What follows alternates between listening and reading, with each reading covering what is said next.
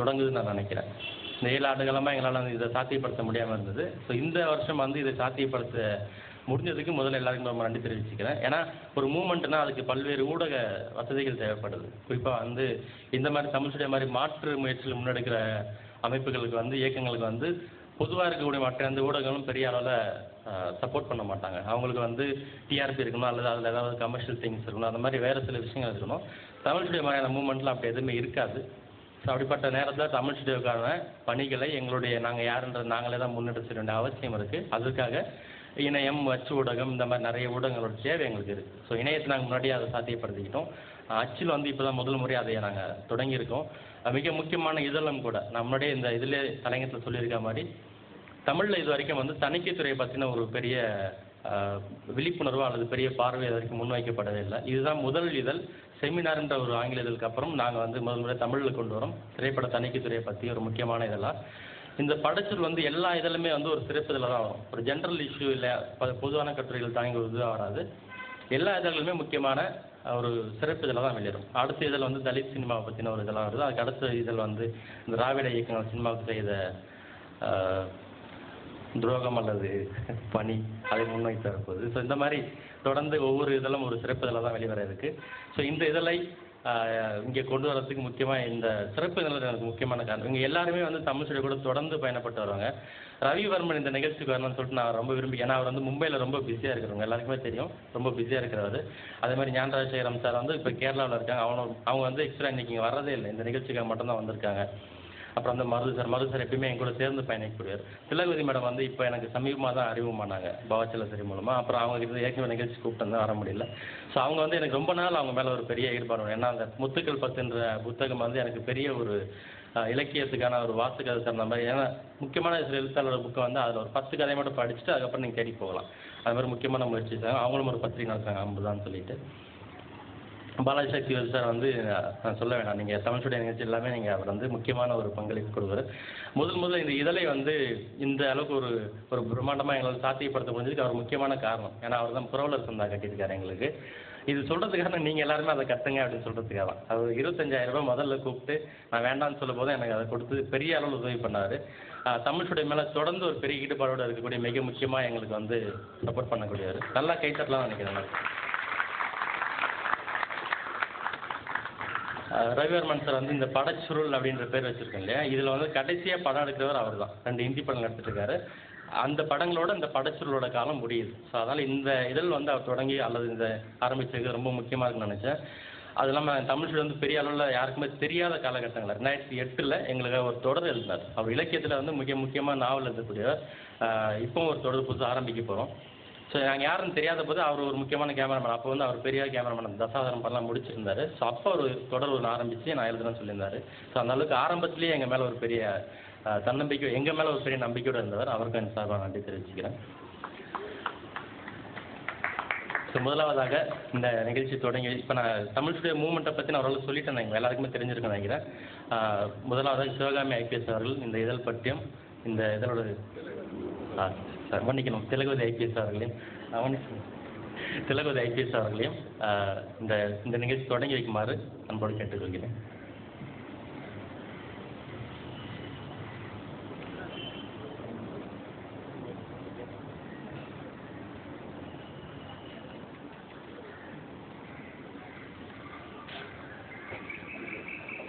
எல்லாருக்கும் வணக்கம். ரொம்ப வித்தியாசமான ஒரு சூழ்நிலையில் நம்ம சந்திச்சிருக்கோம். பொதுவாக கூட்டங்கள் என்றால் அதுக்கான அரங்குகள் அது எல்லாமே ஒரு மாதிரி செட் ஆகிட்ட போல மனசில். இது அந்த மாதிரி இல்லாமல் இருக்கிறது. அதுவே ஒரு மகிழ்ச்சியாகவும் இருக்கிறது எனக்கு. அருண் இந்த படச்சுருள் அப்படின்ற ஒரு இது ஆரம்பிக்க போகிறேன் அப்படின்னு கொண்டு வர போகிறேன்னு சொன்னார். இதுக்கு முன்னாலேயும் சில பேர் அந்த மாதிரி முயற்சிகள்லாம் செஞ்சுருக்காங்க. சமீபத்தில் வந்த காட்சி பிள்ளை உள்பட அந்த நாளையில் டீப் ஃபோக்கஸ் அப்படின்ட்டு ஒரு மேகசின் வந்துட்டு இருந்தது. அதை இந்த இன்டர்நேஷ்னல் ஃபிலிம் ஃபெஸ்டிவல்ஸ்க்கெல்லாம் போகும்போது அது நான் நினைக்கிறேன் 3 மாதத்துக்கு ஒரு முறை வருகிற ஒரு பத்திரிக்கைன்னு நினைக்கிறேன். ரொம்ப நல்ல கட்டுரைகள்லாம் வந்துகிட்டு இருக்கோம். அதில் ஸோ அங்கே வந்து அதை ஒட்டுமொத்தமாக பழைய பத்திரிகையெல்லாம் சேர்த்து வாங்கிட்டு வருவேன் நான், அந்த டீப் ஃபோக்கஸ்ன்றதை.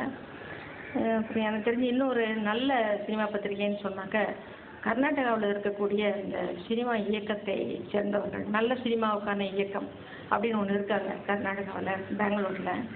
ஸோ அவங்க வந்து ஒரு பத்திரிகையை நடத்துகிறாங்க.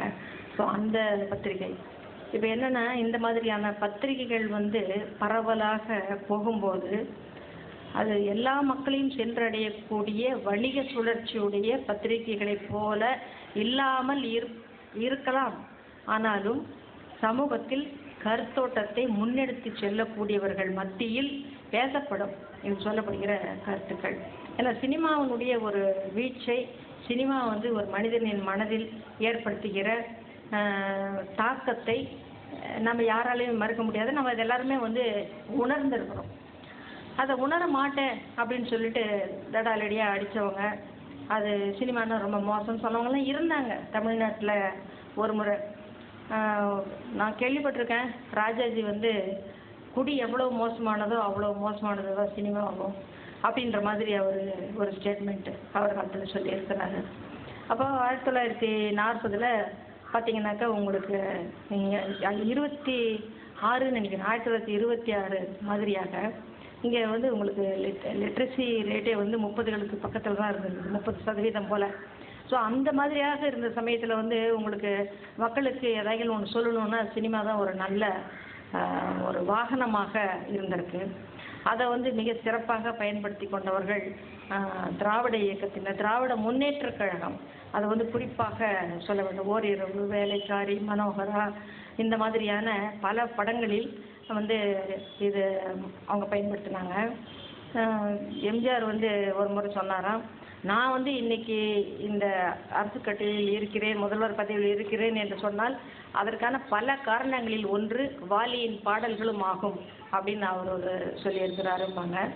அந்த அளவுக்கு அந்த சினிமா பாடல்களும் அந்த சினிமாவும் மக்களை பாதிக்கிற விஷயமாக இருக்கிறது. இருந்த போதிலும் கூட மக்களுக்கு, பெரும்பான்மையானவர்களுக்கு எப்படி வந்து ஒரு படம் பார்க்கணும், எப்படி வந்து எந்த படம் நல்ல படம் அப்படின்னு தெரிஞ்சு கொள்ளக்கூடிய, அதை பிரித்தறிய செய்யக்கூடிய தன்மைகள் வந்து மிக குறைவாக இருக்குதுன்னு தான் எனக்கு தோணுது. இன்றைக்கெல்லாம் பார்த்தீங்கன்னா எல்லா தொலைக்காட்சிகளிலும் வந்து பட விமர்சனத்துக்கு ஒரு நிகழ்ச்சி வைக்கிறாங்க. சில சமயங்களில் எனக்கு கொஞ்சம் கஷ்டமாக கூட இருக்கும். ஏன்னா இந்த சினிமா எடுக்கிறவங்க, அப்புறம் பாலாஜி சக்தி எல்லாம் வந்திருக்காரு, அந்த சினிமா எடுக்கிறவங்க அவங்களுடைய என்ன சொல்கிறது, உடல் பொருள் ஆவி அனைத்தையும் தத்தம் பண்ணி பல ஆண்டுகளாக காத்திருந்து பெரிய தியாகம் மாதிரி பண்ணுறவங்கலாம் இருக்காங்க. ஆனால் சும்மா வந்து பார்த்துட்டு போகும்போது எடிட்டிங் கொஞ்சம் சுமாராக இருந்தது, ஃபோட்டோகிராஃபி பரவாயில்லை அந்த மாதிரி அவங்க பாட்டுக்கு சொல்லிட்டு போகிறத பார்க்கும்போது எனக்கு சிரிக்கிறதா அழுகுறதான்னு தெரியாது, அந்த மாதிரியாக இருக்கும். அப்படி தான் இருக்குது நம்மளுடைய அந்த சினிமா ரசனை என்பது, அந்த அளவில் தான் நமக்கு இருக்குது. அந்த ரசனைகள் மேம்பட இந்த மாதிரியான புத்தகங்கள் உதவும் அப்படின்ட்டு நான் நினைக்கிறேன். அந்த விதத்தில் ஏற்கனவே அருண் வந்து தன்னுடைய தமிழ் ஸ்டுடியோ அப்படிங்கிற அந்த இது மூலமாக நிறைய நல்ல விஷயங்களை சொல்லிக்கிட்டு வர்றாரு. அவருக்கு ஒரு நல்ல நடை இருக்குது. அவருக்கு வந்து விஷயங்களை வந்து மிக தெளிவாக சொல்கிற போல, முதல்ல பாரதியாருடைய பாடலை ரவி சுப்பிரமணியம் வந்து மிக சிறப்பாக தேர்வு செய்து ஒரு நல்ல பாடலை முதல் பாடலாக பாடினார். அதுபோல் தெளிவுறவே அறிந்திடுவதற்கு இந்த மாதிரியான இது வந்து உதவி செய்யும். அப்படி தெளிவுறவே அறிவுறுத்துவதற்கான ஆற்றல்கள் எல்லாம் உள்ளவர்கள் அருண் அவர்களும் அவர்கள் குழுவினரும். இங்கே வந்திருக்கக்கூடியவர்களை பார்க்கும் பொழுதும் எனக்கு அந்த நம்பிக்கை தான் பலப்படுகிறது. ஆகவே இந்த பத்திரிகை நல்ல விதத்தில் வளர்ச்சி பெற வேண்டும். அது மிக மிக பலரை சென்று அடைய வேண்டும். ஆயிரக்கணக்கானவர்களை, லட்சக்கணக்கானவர்களை சென்று அடைய வேண்டும். தமிழில் சினிமா என்பது எவ்வாறு பார்க்கப்பட வேண்டும் என்பது தமிழ்நாட்டில் இருக்கக்கூடிய கடைசி குடிமகனுக்கும் கூட தெரிகிற மாதிரி ஒரு சூழ்நிலை வரணும் அப்படின்னு நான் ஆசைப்படுறேன். அதுக்கான ஒரு முன்முயற்சியாக நான் இது நினைக்கிறேன். என்னுடைய வாழ்த்துக்கள்.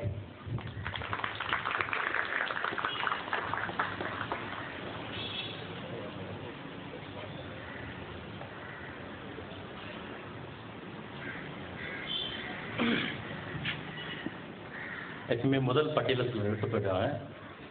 ஸோ திரும்பவும் சில முக்கியமான நண்பர்களுக்கு இந்த பிரதி கொடுக்கக்கூடிய ஆந்திரா பேங்க் பாலு இவர் பின்னாடி போய் உட்காந்துரு, அதெல்லாம் எனக்கு தெரியல, முன்னாடி வாங்க. அவர் வந்து தமிழ் சினிமா துறைக்கு ரொம்ப முக்கியமான ஒரு நீண்ட காலமாக எங்களுக்கெல்லாம் முன்னாடி நான் பிறக்கிறதுக்கு முன்னாடியே தமிழ் சினிமா அந்த நல்ல சினிமா நோக்கி வேலை செய்கிறவர். அவருக்கு ஒரு பிரதியை கொடுக்குமாறு பாலாஜி கிரை கேட்டுருக்கேன்.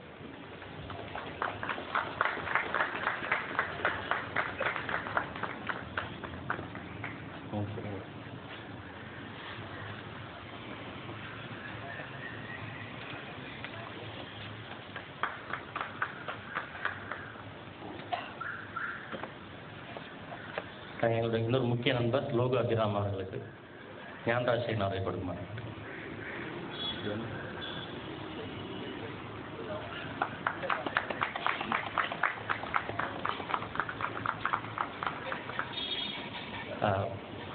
நடிகர் அப்புறம் வந்து திரைப்பட பயிற்சி பற்ற நிறைய வேலை செய்ய ஆரம்பித்தார் ஜெயராம் அவர்களுக்கு மருத்துவர்கள் கொடுக்குமாறு கேட்டுருக்கேன்.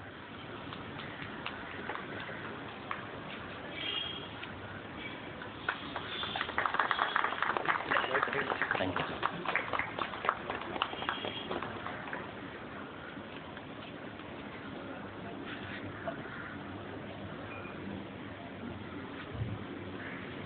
நண்பர் சென்னை பல்கலைக்கழகத்தில் உதவி பேராசிரியர் திரு ஜெய் அவர்களையும் ஒரு பிரதியை பெற்றுக்குமாறு அழைக்கிறேன். சைபர்மன் அவர்கள் கொடுக்குமாறு கேட்கிறேன்.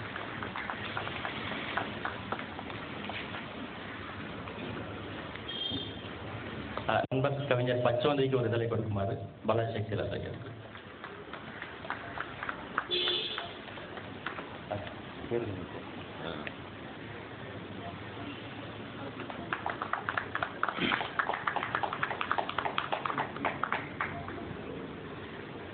மீண்டும் சிறப்புங்களுக்கு நன்றி.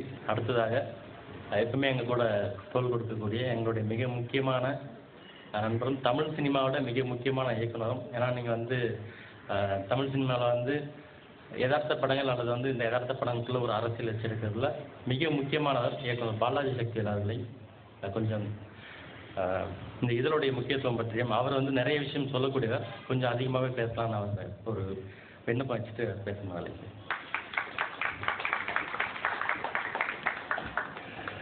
அனைவருக்கும் வணக்கம். அதாவது மேடத்துக்கு தெரியும், அந்த காவல்துறை இலாக்கால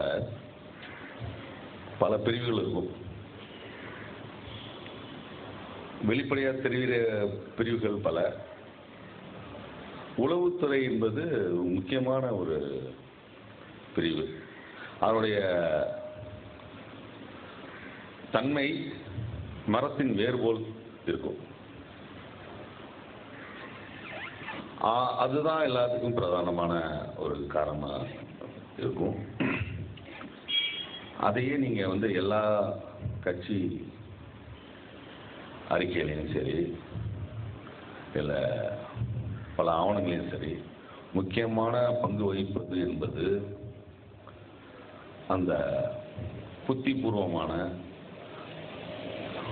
இன்டலெக்சுவல் டிவைஸ் என்று சொல்லக்கூடிய அந்த கட்டுமானம். இதை தெரிஞ்சவங்க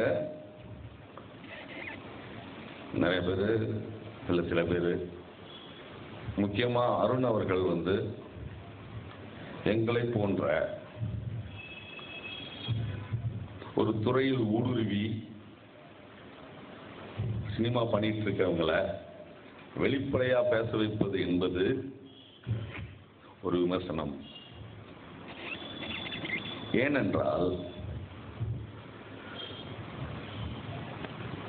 இதுவரை, இப்பொழுது வரை சினிமா என்பது ஒரு கொண்டாட்டமான வடிவமாக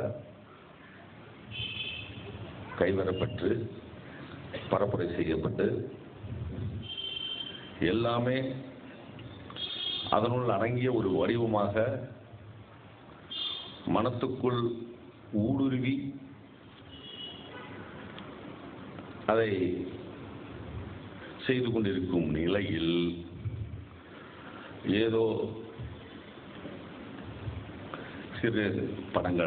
சில படங்கள் வந்து ஒரு தாக்கத்தை உணர செய்யும் பொழுது அதை அப்படியே மிகப்பெரிய அளவில் கொண்டாடி அது மகிழ வேண்டியது அதை உபயோகிப்பவர்கள் தான். நீங்க என்னை ரொம்ப டீட்டெயிலா பேச வச்சீங்கன்னு சொன்னீங்கன்னா, என்னுடைய கருத்துக்களை நான் பேச்சு மூலமாக தெரிவித்து விடும்போது என்னுடைய கருத்துக்களும் என்னுடைய சினிமாவும் சினிமா வடிவில் வராது. சினிமா வடிவில் வர வைப்பதற்காக நீங்கள் செய்ய வேண்டிய ஒரு பணி, தயவு செய்து, இது என்னுடைய சொந்த கர்த்தா கூட இருக்கலாம், இந்த மாதிரியாக பணியாற்றுபவர்களினுடைய அக விஷயங்களை நோண்டி நீங்கள் ஒரு நேர்காணலாவோ இல்லை நீங்கள் இதை பற்றி சொல்லுங்க அப்படிங்கமாவோ, நீங்கள் அதை சாதிச்சிட்டீங்க, நீங்கள் பெரிய ஆள் அப்படின்னு சொல்றது மூலமாகவோ அதை செய்யாதீர்கள் என்பதை நான் இந்த கூட்டத்தில் ஒரு பணிவன்புடன் தெரிவித்துக் கொள்கிறேன். என்னுடைய கருத்தில் எத்தனை பேருக்கு உடன்பாடு இருக்குங்கிறது எனக்கு தெரியாது. ஆனால் நான் இதில் அதிக நேரம் பேச வேண்டும் என்று சொன்ன காரணத்தினால் ஒரு முக்கியமான தகவலையும் சொல்கிறேன். உங்களுக்கு நுட்பமாக இதை நீங்க ஆராய்ச்சி பேச வேண்டிய ஆட்கள், விமர்சனம் செய்யக்கூடியவர்கள் மட்டுமே, பேசக்கூடாத ஆட்கள் படம் எடுப்பவர்கள். அவர்கள் படம் எடுக்க வேண்டும், அவ்வளவுதான். அதை பற்றி ஒரு மேலோட்டமான ஒரு புள்ளி விவரங்களையோ இல்லை டெக்னிக்கல் டீட்டெயில்ஸோ சொல்லலாம். உள்ளுக்குள் நுழைந்து அவர் யார் என்பதை நீங்கள் அறிய முற்பட்டால் இந்த வாத்து முட்டையை அறுத்து உள்ள காலி பண்ணி விட வேண்டும். ஏன்னா யாருமே ஒரு நிரந்தரமான ஒரு தாமஸ் ஆல்வா எடிசன் மாதிரி ஒரு கண்டுபிடிப்பு அல்ல. சமூகத்தின் சக நடப்புகளை உள்வாங்கி வெளிப்படுத்துகிறவர் தான். நான் 2007 ஒரு சமூக நடப்பை உள்வாங்கி ஒரு படம் எடுத்தேன். 2012 ஒரு சமூக உள்நடப்பை வாங்கி படம் எடுத்தேன். மணிகண்டன் 2015 அவரும். இப்படி எல்லோரும் அந்த டிவைஸை வைத்துக்கொண்டு உள்வாங்கி எடுக்கிறார். இதுதான் உண்மை. இவர்தான் எல்லாமே, இவர்தான் அப்படி என்பது இது ஒருவரை மிக அதிகமாக புகழ்ந்து அவருடைய அந்த கிரியேட்டிவிட்டியை தடை செய்யும் ஒரு தடைக்கல்லாகவே நான் கருதுகிறேன். ஏனென்றால் சாதிக்க வேண்டியது நிறைய இருக்கிறது. உங்கள் கருத்துக்களை அந்த வடிவங்களில் கொடுக்க வேண்டிய பொறுப்பு, அதை கடத்த வேண்டியது நிறைய இருக்கிறது. ஒரு படம் 2 படம் என்று வருடத்துக்கு ஒரு முறையோ இல்லை ஒரு 5 வருடத்துக்கு ஒரு முறையோ இல்லை எப்பயோ, இப்பவும் அதெல்லாங்க ஒரு ஃப்ளூக்கில் ஓடின படம் அப்படின்னு சொல்கிற விமர்சனத்தை எதிர் விமர்சனமா அறிவுபூர்வமா இதுவரையும் யாரும் வைக்கல. அதுக்கு பதிலே கிடையாது. ஏனென்றால் இந்த அரசே அது ஒரு என்டர்டைன்மெண்ட் டாக்ஸ் போட்டு என்டர்டைன்மெண்ட் மீடியான்னு தான் கற்பிச்சுட்டு இருக்கு. இந்த சூழ்நிலையில் நீங்கள் அதை நோண்டி நிறையாக செய்யும் பொழுது அவருக்கு நிறைய பண்ணிட்டோம் அப்படிங்கிற ஒரு மனநிலை வந்துவிடும். இதெல்லாம் என்னை முன்னிறுத்தி நான் பேசிக்கிட்டு இருக்கேன். சில பேருக்கு அது ரொம்ப விருப்பமாக கூட இருக்கலாம். ஒரு படம் எடுத்துட்டு இவர் 1000 முட்டை இடக்கூடிய வாத்து அப்படிங்கிறத கூட அவருக்கு பெருமையாக கூட இருக்கலாம். அது அல்ல இங்க விஷயம். அதனால் இந்த சினிமா கொடுத்த ஒரு பயப்படல்களை ரொம்ப கஷ்டப்பட்டு எடுத்திருக்காரு. அவர் பயங்கர ரொம்ப அதெல்லாம் கேள்வி கேட்க கூடாது அப்படிங்கிற ஒரு நிலையை அந்த அந்த அதை உள்வாங்கிறான் பார்த்தீங்களா, அவனுக்கு ஏற்படுத்தி விடக்கூடாது. அவன் எளிதில் ஒரு படம் பண்ணுகிறான், எளிதில் ஒரு படத்தை ரசிக்கிறான். அந்த எளிய வழியில் நீ எப்படி அந்த கருத்துக்களை கொடுக்கிறாய் என்பதுதான் இங்கு முக்கியம். இதை யாருமே முன்னிலைப்படுத்துவதாக நான் கருதவில்லை. இவர்கள் இஷ்டத்திற்கு ஒரு படம் எடுத்துவிட்டால் அவர்களை உயர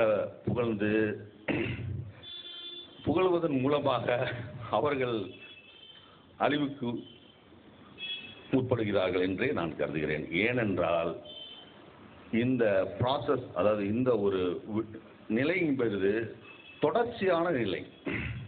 பின்வரும் சந்ததியர்கள் பயப்படாமல் இந்த விமர்சனத்தை எதிர்கொள்ள நீங்கள் ஒரு சக்தி வாய்ந்த குழந்தையாக ஒவ்வொரு படைப்பாளையும் நீங்கள் வளர்த்தெடுக்க வேண்டும். கண்டிப்புடன், உங்கள் விமர்சனம் கண்டிப்புடன் இருக்க வேண்டும். இது தவிர அவன் பாஸ் பண்ணி விட்டான்னு உடனே நிறைய அவனுக்கு பாலை கொடுத்து தகட்டி அவனை உப்ப செய்து அவனை ஒரு நோயாளி மனநிலை தள்ளிவிடக்கூடாது என்பதுதான் என்னுடைய வேண்டுகோளாக இருக்கிறது. எனவே நீங்கள் படச்சூழலில் உங்கள் கேள்விகளை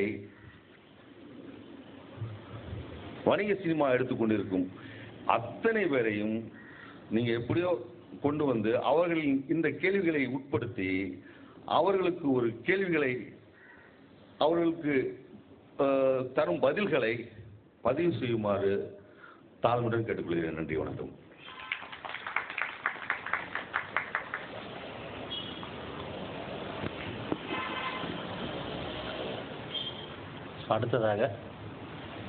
அடுத்ததாக நம்மளே சொன்ன மாதிரி படச்சுருள் ஃபிலிம் ரீலில் கடைசியாக படம் பண்ணுறவர் ரவிவர்மன் தான். அதுக்கப்புறம் முழுக்க டிஜிட்டலைஸாக மாறப்போகுது. ஸோ அவர் இந்த படச்சுருளோட முக்கியத்துவத்தை பற்றியும் தமிழ் ஸ்டுடியோ கூட தமிழ் ஸ்டுடியோடைய இந்த முன்னெடுப்புகள் இந்த வகையில் பயன்படுன்ற மாதிரியும் அல்லது அவர் நிறைய விஷயம் சொல்ல வேண்டியிருக்கு. ஏன்னா நாங்கள் ஒரு 4-5 வருஷம் கழிச்சு தான் பார்க்குறோம். முன்னாடி எங்களோட 3rd year ஃபங்க்ஷனில் பார்த்தோம். ஸோ அவர் நானும் இப்போ தான் அவர் பார்க்குறேன். ஸோ அவர் பேசுவார், அன்போடு அளிக்கிறேன்.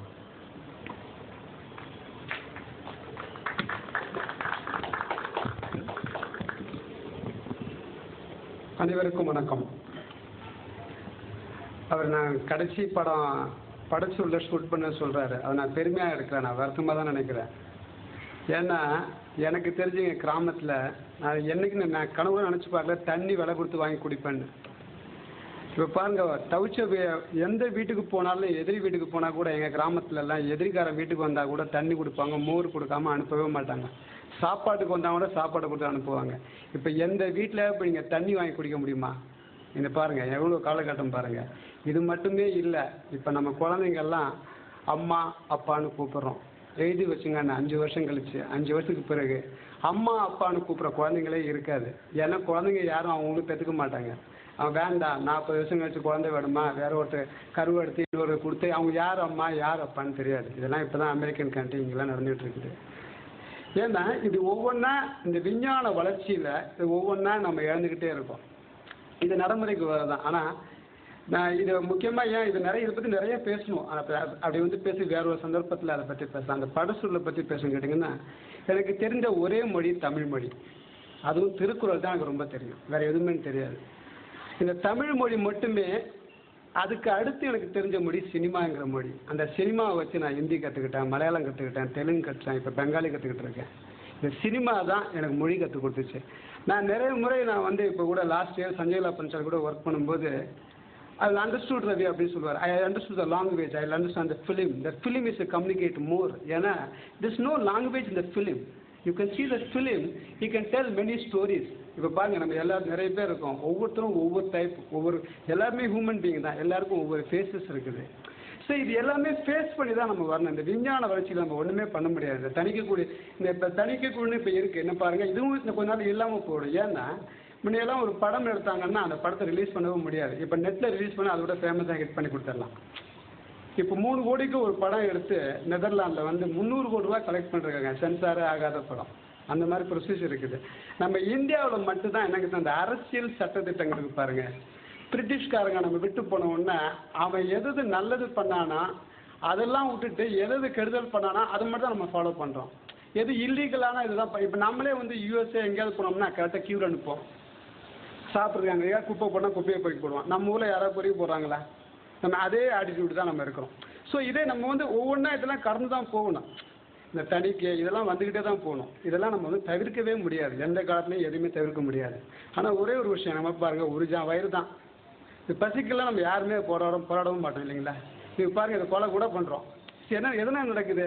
நமக்கு எல்லாருமே தெரியும், என்னைக்கு பிறக்கிறோமோ அன்றைக்கி டே டெஃபினட்டாக கவுண்டிங் டே நமக்கு தெரியும். அதையும் மீறி நம்ம எல்லாமே செஞ்சுட்டு தானே போகிறோம். இதெல்லாம் இது ப்ரிடிக்ஷனே கிடையாது. It's happen, everybody happen like that. இந்த தணிக்கைங்கிறது ஒவ்வொன்றுக்கு தேவைப்படுது. இல்லைன்னா இதெல்லாம் ஒன்றும் பண்ண முடியாது. ஏன் இது எடுக்கிறாங்க, இது ஏன் எடுக்கல? இப்போ வியாபாரம் என்ன பண்ணுவீங்க? 4 நாள் நீங்கள் சாப்பிடாம இருங்க, 5 நாள் என்ன பண்ணுவீங்க? சாப்பிட வேறு வழி இல்லைல்ல, ஏதாவது பண்ணி தானே ஆகணும். பட் இந்த கிரேட் திங்ஸ் இதெல்லாம் நான் தணிக்கையை பற்றி நான் பேசுகிறேன். இதான் ஃபியூச்சரில் போய்டும். தணிக்கைங்கிற ஒரு விஷயம் இன்னும் அது மாறிக்கிட்டே வரும். நீங்களே படம் எடுத்து நீங்களுமே தேவையில்லை. முன்னெல்லாம் பார்த்தீங்கன்னா ஃபிலிம் கேமரா இல்லாமல் படம் எடுக்க முடியாது. இப்போ தேவையில்லை. நீங்கள் ஒரு வீடியோ கேமரா எடுத்து உங்கள் ஃபேமிலியாக படம் எடுத்து நீங்களே யூடியூப்பில் போட்டு ஹிட் பண்ணிடலாம். முன்னாடி அப்படி இல்லை. ஒரு படம் எடுத்தால் அது 6 மாதம் 1 வருஷம்லாம் எத்தனையோ ப்ரொடியூசர் அழிஞ்சிருக்காங்க. இப்போ அந்த காலகட்டத்தில் தேவையில்லை. ஒரு 5D வச்சுட்டு ஒரு ஃபுல் படம் எடுத்து நீங்கள் நெட்டில் ரிலீஸ் பண்ணி அதை பெரிய காசாக்கிடலாம். அதெல்லாம் பெரிய இஷ்யூவே இல்லை. But we have to find out the way, which is a right, which is a wrong way. We have to find out. இந்த ஃபிலிம் படச்சூழல் சொன்னோன்னே வெரி இன்ட்ரெஸ்டிங்கான விஷயம் இருந்துச்சு. நான் ஃபஸ்ட்டு நான் அந்த ஃபிலிமை பார்த்தது not 7 doctor Shiva, doctor no. அதுக்கு பிறகு மதுரை மீட்டர் சுந்தரபாண்டியன், அப்புறம் மேரனான் சோக்கர். இதுதான் ஃபஸ்ட்டு எங்கள் ஊர் பிடாரி கோயில்னு பேர், தஞ்சாவூர் பக்கத்தில். அங்கே ஃபஸ்ட்டு பயாஸ்கோப்பில் அந்த ஃபிலிம் பார்த்தேன். அதுக்கு பிறகு ஐ டோன்ட் நோ, நான் மெட்ராஸ் கேமராமேன் ஆவேன், இதெல்லாம் எனக்கு இந்த மாதிரி கிடையவே கிடையாது. ஐ want to survey, I have to come out my village, I have so many problem. நான் இங்கே எப்படியா சர்வே பண்ணணும், அப்படி தான் நான் இங்கே வந்தேன். இங்கே வந்தப்போ தான் this is not my route. I have to first what I want to buy. நான் ஃபஸ்ட்டு ஏர்னிங் 125 rupees நான் என்னோட 13 years நான் சம்பளம் வாங்கினேன். நான் என்ன வாங்கலாம், அந்த புது நோட்டு அப்படியே கையில் வச்சுட்டு எங்கே போய் என்ன வாங்கலாம் தெரியிட்டேன்னு. கடைசியாக நான் பர்மா பஜாருக்கு போனேன். இங்கிலீஷும் படிக்க தெரியாது, ஒன்றும் தெரியாது. ஜெனித் கேமரா சார் என்ன விலை கேட்டேன், 115 ரூபா. அந்த கேமராவை வாங்கினேன். அந்த கேமரா வாங்கிட்டு அது மேனுவல் கேமரா, திருப்பி பார்ப்பேன். அது ஆப்ரேட் பண்ண தெரியாது, ஒன்றுமே தெரியாது. தென் ரெபிடெக்ஸ் புக் வாங்கினேன், எனக்கு இங்கிலீஷ் தெரியாது. தென் தமிழ் புக்கு, இது ரெண்டையும் வாங்கி ஒவ்வொரு நாளாக 6 மாதத்தை அந்த கேமரா கண்டுபிடிச்சிட்டேன். இது இப்படி தான் எடுக்கணும், இப்படி தான் பண்ணிட்டேன். அதுக்கு பிறகு ஃபிலிம் ஃபஸ்ட் டைம் அந்த ஃபிலிம் சுமல். நம்மலாம் ஃபிலிம் வாங்கும்போது ஒரிஜினல் ஃபிலிம் கிடைக்காது. அப்போ பேர் கட் ஃபிலிம்னு சொல்லுவாங்க. இந்த சினிமாவில் ஷூட் பண்ணிட்டு இந்த கேமரா அட்டன்லாம் என்ன பண்ணுவாங்கன்னா, அவங்க பர்மா பஜாரில் ஸ்கூலில் போட்டு தனியாக விற்பாங்க. 15 ரூபாய் 20 ரூபாய்க்கு விற்கும். நீங்கள் ஸ்டூடியோவில் போய் பார்த்தீங்கன்னா 30 ரூபா. அந்த ஃபிலிமை வாங்கி அப்போ தான் அதில் அது பேர் அரோமா ஸ்மெல்னு பேர். ஃபிலிமோட ஸ்மெல் தட் இஸ் டிஃப்ரெண்ட்டான ஒரு உணர்வு. அது நம்ம எப்படி ஒரு மதர்கிட்ட நம்ம ஃபீல் பண்ணுறோமோ அந்த இன்டிமேஷன் ஐ காட் இந்த ஃபீல் இந்த ஃபிலிம். எனக்கு எப்படி என்னுடைய மதர் பாசவே அந்த ஃபீல் பண்ணாங்களே அதே ஃபீலிங் இந்த ஃபிலிம். அதனால தான் நான் ஃபிலிம் கடைசி வரலும் ஃபிலிம் கூட போராடி நானே அமெரிக்கா கூட கம்பெனிக்கு பேசி எப்படியாவது சர்வே பண்ணுங்க. நான் ஏன்டா நீங்கள் க்ளோஸ் பண்ணுங்கன்னு கேட்டேன் சார். அவங்க என்ன சொன்னாங்கன்னா, வேலை ஆட்குறைப்பு, விஞ்ஞான வளர்ச்சியில் வேலை ஆட்குறைப்புனால ஃபிலிம் கம்பெனி மூடப்பட்டது. டெக்னாலஜி வளர்ச்சினாலாம் கிடையவே கிடையாது. டெக்னாலஜி வளர்ச்சி வந்த பிறகு வேலை ஆட்குறைப்பு வந்துருச்சு. ஒரு பேங்க்ல 20 பேர் வேலை செஞ்சாங்கன்னா இப்போ 2 பேர் தான் வேலை செய்கிறாங்க. அந்த மாதிரி எல்லாத்துலேயும் அனுப்ப வேற ஒன்றுமே உற்பத்தி பண்ணுறதுக்கு ஒன்றுமே கிடையாது. இப்போ பாருங்கள், நம்ம என்ன உற்பத்தி பண்ண முடியும்? இப்போ எந்த ரோட்டில் பாருங்கள், காலையில் எஞ்சி இப்போ பார்த்தீங்கன்னா இதில் 100 பேர் ஓடிக்கிட்டு இருப்பாங்க, வந்துக்கிட்டு இருப்பாங்க. எங்கேயா கிராமத்தை பாருங்கள், 3 வேளை சாப்பாடு சாப்பிடுவாங்க. காலையிலையும் சாப்பிடுவாங்க, மத்தியானமும் சாப்பிடுவாங்க, நைட்டும் சாப்பிடுவாங்க. ஸோ தே ஹெல்த்தியாக இருப்பாங்க. பட் இப்போ எல்லாமே திட் இஸ் கோயிங் டு பிகம் சயின்டிஃபிக்கலாக போயிடுச்சு. ஒவ்வொரு விஷயமும் நம்ம தணிக்கை இதுலேயும் நான் தணிக்கை நீங்கள் சொன்னீங்க, தணிக்கையை பற்றி பேசணும்னு சொல்லிட்டு இட் இஸ் ஹேப்பன். இதையெல்லாம் மீறி நீங்கள் சர்வே பண்ணணும். I really appreciate. ஏன்னா இந்த இன்டர்நெட் சோஷியல் மீடியா காலகட்டங்களில் இந்த மாதிரி ஒரு புத்தகம் ஆனால் பியூராக இருக்குது. நான் இப்போ தான் ரஃபாக நான் பார்த்தேன், பியூராக இருக்குது. நார்மலாக பார்த்தீங்கன்னா எல்லா பத்திரிகையிலையும் எக்ஸப்ட் இந்தியாவில் மட்டும்தான் அவனை கற்பழிச்சான், அங்கே ஆக்சிடெண்ட்டு, இங்கே 4 பேர் செத்தாங்க, அங்கே ரேப் பண்ணிட்டாங்க, அந்த குழந்தைய காணோம், இப்படி தான் பத்திரிக்கை இருக்கும். இல்லைன்னா நடிகையை பற்றி ஒரு 10 பேஜ் 20 பேஜ் இருக்கும். மற்ற முக்கியமான விஷயங்கள் எதுவுமே ஆரோக்கியமான விஷயங்கள் இருக்காது. இப்போல்லாம் நம்ம நல்ல ட்ரெஸ் போடுறோம், நல்லா ஹேர் ஸ்டைல் பண்ணுறோம், இதெல்லாம் சினிமாவை பார்த்து தான். சினிமா தான் நமக்கு நிறைய கற்றுக் கொடுத்துச்சு. சினிமா தான் முடிவெட்ட கற்றுக் கொடுத்துச்சு, சினிமா தான் காஸ்டியூம் போட கற்றுக் கொடுத்துச்சு, சினிமா தான் ஷூ போட நம்ம அந்த மாதிரி ஆக்டிவ் ரோல் மாடல். இப்போ நம்ம ரோல் மாடல் இல்லை. எல்லா போஸ்டும் பாருங்கள், அவன் தாடி வச்சுருக்கான், கிழிஞ்சி போய் இருக்குது, சட்டை கிழிஞ்சிருக்கு, எல்லாம் இப்படி தான் இருக்குது. நான் வெண்டேன் லாஸ் ஏஞ்சல்ஸு, நான் வந்து எங்கள் அமெரிக்கன் இதை மீட் பண்ணும்போது சொல்கிறாங்க, சார் ஏன் சார் வெஸ்டர்ன் ஸ்டைலில் படம் பண்ணுறீங்க இந்தியாவிலன்னு கேட்டாங்க. You have a great culture, India is a big country, so many perspectives sir, why you are not making as a great is your culture own film, why should making western story, why should you inspire of a அவங்க சொல்கிறாங்க, but Korean film is not inspire any film, German film is not inspire any film, Hollywood film is not inspire any film, why Tamil film inspire all the film, third grade Hollywood film like that, we can make our own அப்படின்னு சொன்னாங்க. I felt okay. அதனால தான் நான் இதுவரையிலும் பல சந்தர்ப்பங்களில் நான் தமிழ்நாட்டை விட்டு நான் வெளியில் போக வாய்ப்பு கிடச்சி நான் இதுவரை நான் போகலை. ஏன்னா நம்ம காலகட்டம் வரணும், ஏன்னா நம்ம இந்த ஊர்லேயே பிறந்தோம், இந்த ஊர்லேயே இருந்துட்டு போவோம். அதுக்கு பிறகு ஐ தாட் இந்த மாதிரி மீட் பண்ண பிறகு இங்கேருந்து ஊரை விட்டு போகணும் மீட் பண்ண பிறகு ஒரு பறவை ஒரு இடத்துல இருந்து வேறு இடத்துக்கு ட்ராவல் பண்ணி போகும்போது அது ஸ்பிட் அவருடைய எச்சம் தான் அன்றைக்கி வளர்ந்துருக்க ட்ரீ எல்லாம். நாம் என்ன மனிதன் என்ன பண்ணுறோம்? ஒன்றுமே பண்ணல, அவரோட அழிவை நோக்கி தான் போயிட்டுருக்கோம். At least I don't care about others, I take care my self. At least நானாவது என்னை போய் ஜெனுவனாக இருக்கணும் விரும்புகிறேன். அந்த மாதிரி இந்த பத்திரிகை இப்போ எப்படி அருண் ஆரம்பிச்சிருக்காரு. ஐ நோ அருண் 8 வருஷத்துக்கு முன்னாடி என்கிட்ட வந்து துறை எழுதி கொடுங்கன்னாரு. சார் உங்கள் லைஃப் இன்ட்ரெஸ்ட்டாக இருக்குண்ணா. நான் என்ன அவ்வளோ தூரம் வயசாகலன்னு கேட்டேன். சினிமா பற்றி எழுதுங்க சார். எனக்கு இப்போ சினிமா பற்றி ஒன்றுமே தெரியாது, இப்போ தான் சினிமாக்குள்ளே வந்துருக்கல, கேமரா பற்றி அதுவும் சுத்தமாக தெரியாதுன்னு சொன்னேன். Still now I don't know about cinematography, I know the feelings. That's only, that's why after very long back, and 13 years I'm cameraman, last 2 years only I know that light speech, light பேசும். எப்படி music வந்து நம்ம வந்து பேசுதோ, எப்படி வந்து ஒவ்வொரு விஷயமே எப்படி பேசும், அது மாதிரி லைட்டு பேசும். ஒவ்வொரு லைட்டுக்கும் ஒரு குண அதிசயங்கள் இருக்குது, ஒரு கலர் பேலட் இருக்குது. இதை அண்டர்ஸ்டூட் பண்ணிட்டா வி ஆர் த கிரேட் அப்படின்னு தோணுச்சு. அதுக்கு பிறகு அது ஃபாலோ பண்ண பிறகு தான் முன்னெல்லாம் வந்து ஒரு 4 வருஷத்துக்கு நான் அவங்க கூட ஒர்க் பண்ணேன், இவங்க கூட ஒர்க் பண்ண, அந்த மாதிரி ஆம்பிஷன்லாம் ஆச்சு. இப்போ எனக்கு அந்த எனக்கு அந்த மாதிரி ஆம்பிஷன் கிடையவே கிடையாது. We can do today is the best work, what we get the day. இன்றைக்கி நம்ம பெஸ்ட் டே. பெட்டுக்கு போனால் நம்ம டெத்து தான், காலைல முடிச்சா தான் நிஜம், இல்லைன்னா ஒன்றுமே கிடையாது. அது இன்னைக்கு வந்து ஹாப்பியாக ஒர்க் பண்ணிட்டு ஷூட்டிங் முடிச்சா cut every thing cut. Shooting கட்டணும், நான் எல்லாத்தையும் மறந்துடுவேன். மறந்து ஜாலியாக உட்காந்து வேறு ஏதாவது புக் படிச்சுட்டு வேறு ஏதாவது மியூசிக் கேட்டு படுத்துடுவேன். சினிமா பற்றி நான் யோசிக்கவே மாட்டேன். So because that is our journey like that. ஒரு விஷயம் நீங்கள் எடுத்துக்கிட்டுறீங்க, இந்த கடைசி வரலும் நீங்கள் கொண்டுட்டு போனேன். இந்த இதே போல் இப்படி எப்படி இந்த முதல் இதழ் இருக்க இது வந்து கடைசி வரலும் போக நான் விரும்புகிறேன். வாழ்த்துக்கள், நன்றி.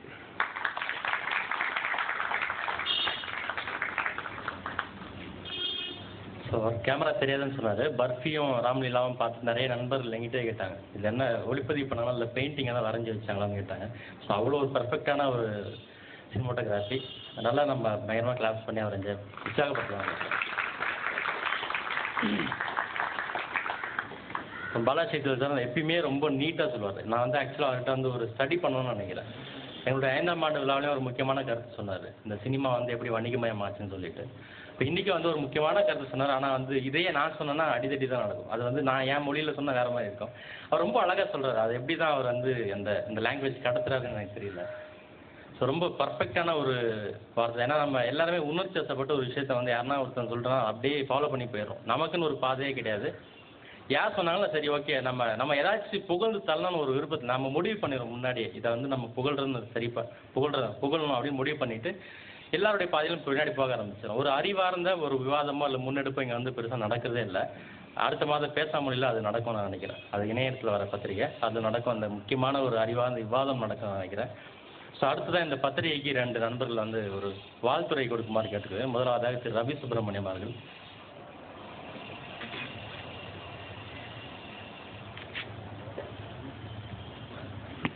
அனைவருக்கும் வணக்கம். அருண் அவர் வந்து இந்த பௌர்ணமி படங்கள் அப்படின்னு போட்டுட்டு இருந்தார் ஒரு 7 வருஷத்துக்கு முன்னால். ஒரு வீட்டில் மாடியில் அந்த படங்கள் தொடர்ந்து பார்க்குற வாய்ப்பு கிடைச்சிது. சிறு படங்கள் இந்த மாதிரி குறும்படங்கள் பார்க்கறதுக்கான வாய்ப்பே இல்லாத சூழலில் அந்த படங்களுக்கு ஒரு பிளாட்ஃபார்ம் அவர் ஏற்படுத்தி கொடுத்துருந்தார். அப்போது அவர்கிட்ட பேசும்போதே இருந்த அதே எனர்ஜி, அதே உற்சாகம், அதை எப்படியாவது பண்ணிடணும் அப்படிங்கிற தவிப்பு, எதையாவது நம்மளால் முடிஞ்சு செஞ்சிடணும் அப்படிங்கிற உத்வேகம், அதை நான் இப்பயும் அவர்கிட்ட பார்க்குறேன். தன்னுடைய வேலையே உதறிட்டு முழு நேரமாக இதுக்குள்ளே இயங்கணும் அப்படின்னு தொடர்ந்து இயங்கிட்டு இருக்காரு. சமீபத்தில் ஒரு 28 படங்கள் குறும்படங்கள் ஸ்க்ரீன் பண்ணார். அது மாதிரி அவ்வளவு படங்கள் மொத்தமாக ஸ்க்ரீன் பண்ணுறதுக்கான சாத்தியமே தமிழில் இல்லாமல் இருந்துச்சு. எவ்வளோ கஷ்டங்கள், ஃபினான்ஷியலாக அவர் கஷ்டப்படுறாரு. இருந்தும் கூட தொடர்ந்து அதை ஒரு இயக்கமாக மாற்றி செயல்பட்டுக்கிட்டு இருக்காரு. நேற்று தான் நெய்வேலியில் ஒரு 128 படங்கள், குறும்படங்கள் மொத்தமாக ஒரு 6 நாளில் பார்க்கக்கூடியான ஒரு வாய்ப்பு கிடைச்சது உண்டு. அதில் பார்த்தா அவருக்கு நன்றி சொல்கிற படங்கள், நிறைய படங்கள், அவருடைய நண்பர்கள் படங்கள் எல்லாமே அதில் வந்திருந்தது. இவர் நிழல் திருநாவுக்கரசு அவரை குறிப்பிட்டு சொல்லக்கூடிய படங்கள் அதில் அந்த பேர் டைட்டிலில் வருது. பாலாஜி சக்திவேல் சொன்ன மாதிரி அடியில் ஒரு வேரில் அருணுடைய இயக்கம் தொடர்ந்து இயங்கிட்டு இருக்கு. படச்சுருள் அப்படின்ற இந்த இதழ் முக்கியமான ஒரு விஷயத்தை முன்னெடுத்திருக்கு. ஒவ்வொரு இஷ்யூவும் அப்படிதான் இனிமேல் வரப்போகுது அப்படின்னு நமக்கு சொல்லியிருக்கிறாரு. அவர் வெற்றி பெற வேண்டும். அவருடைய முயற்சிகளுக்கு எப்போதும் நான் துணையாக இருப்பேன். அவருடைய கருத்துக்களில் நமக்கு மாறுபாடு இருக்கலாம். அவரே சொன்னது மாதிரி அது ஒரு விவாதத்துக்கு நம்ம எடுத்துக்கலாமே தவிர அவருடைய செயல்பாடுகள் எந்த விதத்திலும் தடையில்லாமல் நடப்பதற்கு நம்மாலான உதவிகளை செய்வேன். நானும் செய்வோம், நாம் அனைவரும் செய்வோம், நானும் செய்வேன் என்று சொல்லி படைச்சொல்லுக்கு என்னுடைய வாழ்த்துக்களை சொல்லி விடைபெறுகிறேன். நன்றி, வணக்கம்.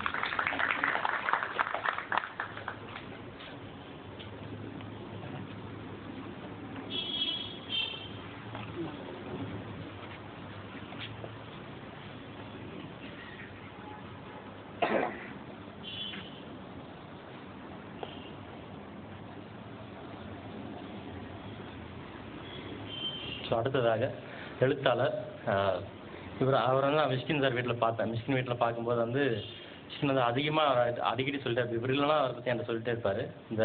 இந்த உலகத்துலேயே ரொம்ப அதிகமாக படிக்கக்கூடியவர் யாருன்னா சச்சிதானந்த மாதிரி தான் கைக்க விட்டார். ஸோ நிறையா இவர் இல்லாமல் நாங்கள் இவரை பற்றி நிறையா அங்கே பேசிகிட்டு இருக்கோம். அவர் ஒரு 2 நிமிடம் இந்த இதழுக்கான வாழ்த்துறை சொல்ல மாதிரி.